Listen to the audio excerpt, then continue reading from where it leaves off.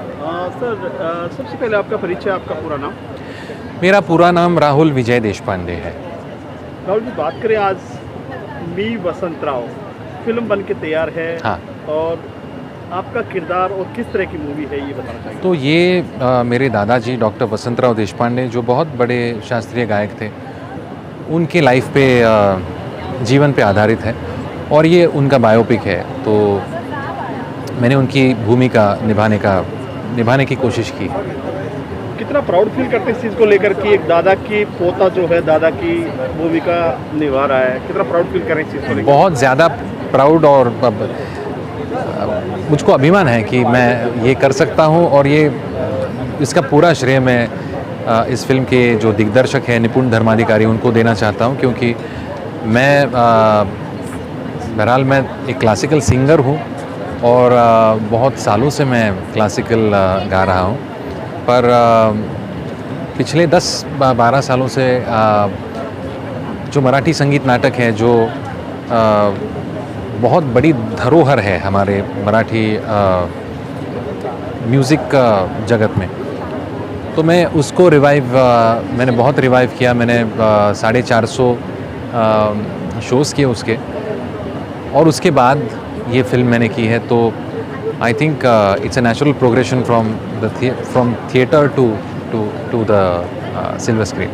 कहा जाता है कि बाप की छवि बेटे में दिखती है और दादा की कहीं ना कहीं पोते में भी दिखती है कुछ न कुछ अंश। तो क्या कहना चाहिए इस बारे में। मुझको ऐसा लगता है कि हमारे घराने में ऐसा ही है कि मेरे दादाजी के जो दादाजी थे वो भी एक ग्वालियर घराने के बहुत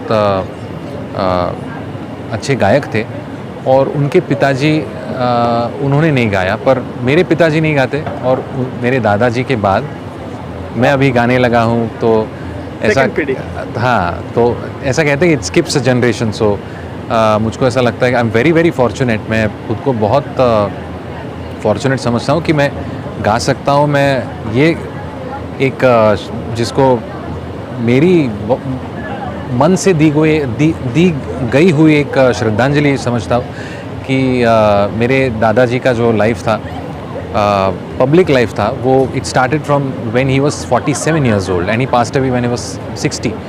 सो सिर्फ 13-14 साल का उनका पब्लिक करियर था, पर उसके पहले का उनका जो जीवन था, उनका म्यूज़िकल कंट्रीब्यूशन था, वो इमेंस था, बहुत बड़ा था।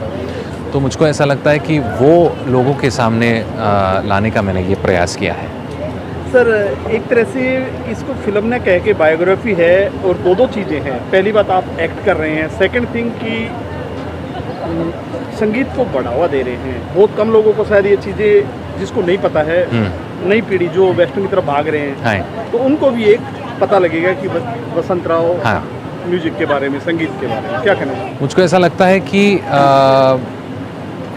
बाल गंधर्व करके एक फिल्म आई थी, उसके बाद कटियार कागजात घुसली एक फिल्म आई थी, जिससे क्लासिकल म्यूज़िक आज की जनरेशन तक पहुंचा है।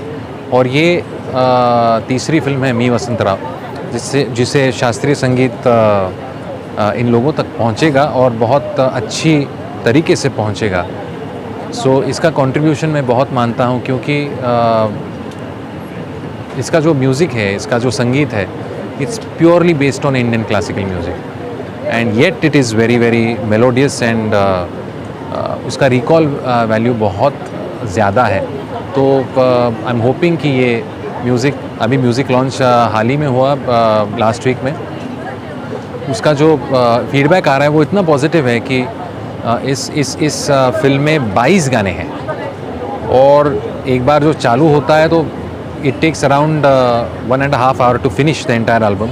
और मुझको इतने DMs आए, इतने मैसेज आए कि हमने शुरुआत पहला गाना जो चालू किया तो ख़त्म करने तक हम पूरे 22 गाने हो जाने के बाद ही हम रुके, और उसके बाद भी वो लूप पे चालू है। तो feedback has been very very kind and very positive. So I am really hoping that this film will also receive same kind of love.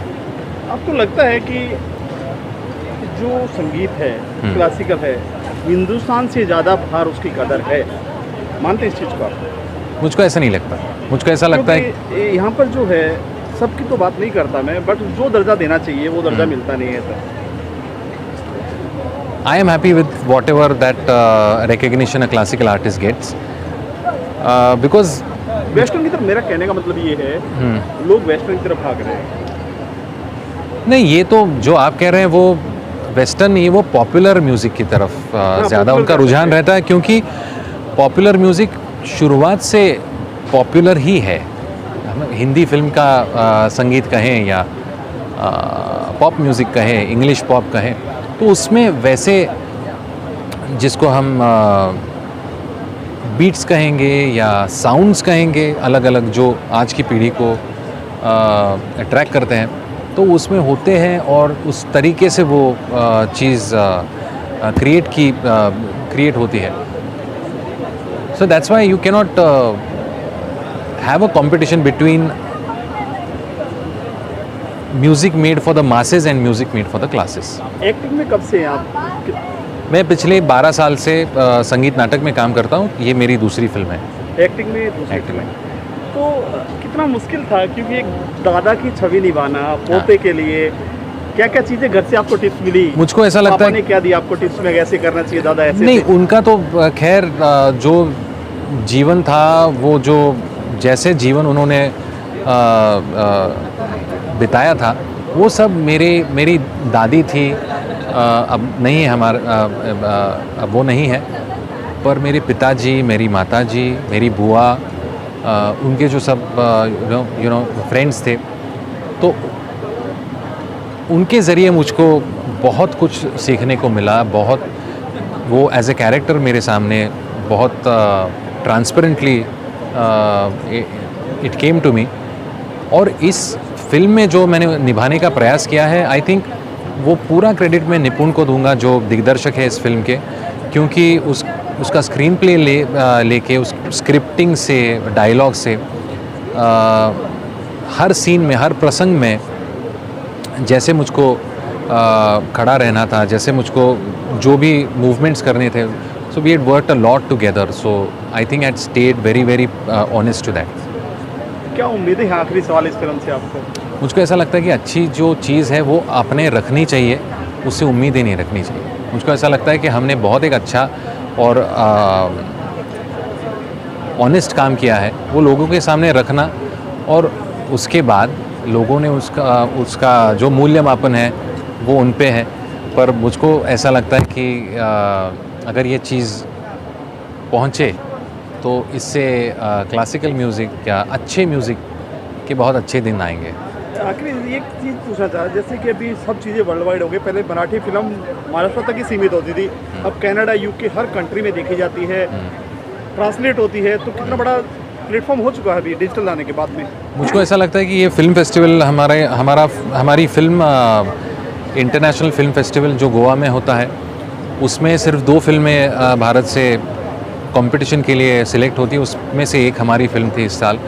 और जो फीडबैक मिला स्पेशली नॉन महाराष्ट्रियन लोगों से, वो इतना सराहनीय था या इतना सपोर्टिव था कि in spite of them not understanding the language, only through the subtitles and through the emotion of the film and the music, मुझको ऐसा लगता है कि